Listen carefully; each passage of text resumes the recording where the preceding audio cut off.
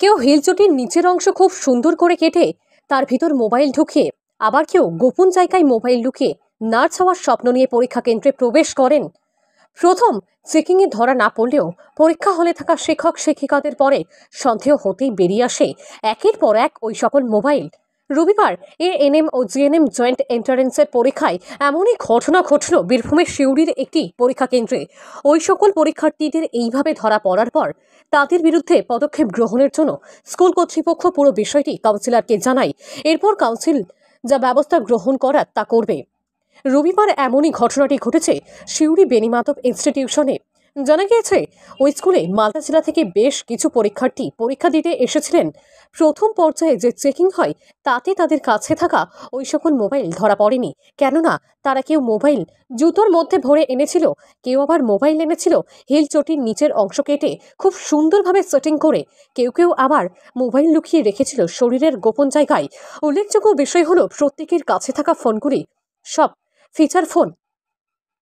স্কুলের প্রধান শিক্ষক সুজয় কুমার চট্টোপাধ্যায় জানিয়েছেন, আচ্ছা, আজকে এএনএম জিএনএম 2024 জয়েন্ট এন্ট্রান্সের পরীক্ষা ছিল।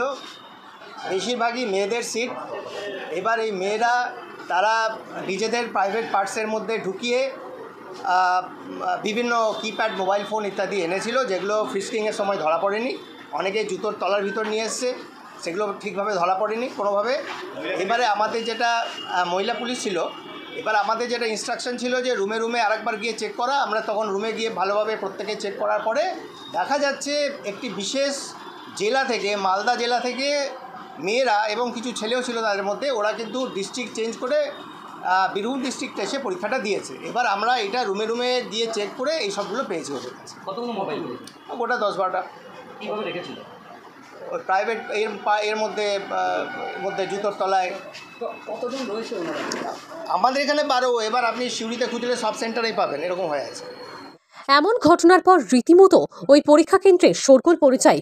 যদিও অন্যান্যদের পরীক্ষা যথারীতি হয়েছে, মোটের উপর এদিন এই ঘটনায় 12টি এইরকম মোবাইল উদ্ধার করেছেন সিউড়ি বেণীমাধব ইনস্টিটিউশনের পরীক্ষা কেন্দ্রের দায়িত্বে থাকা শিক্ষক শিক্ষিকা ও পরীক্ষা কেন্দ্রের দায়িত্বে থাকা পুলিশ কর্মীরা।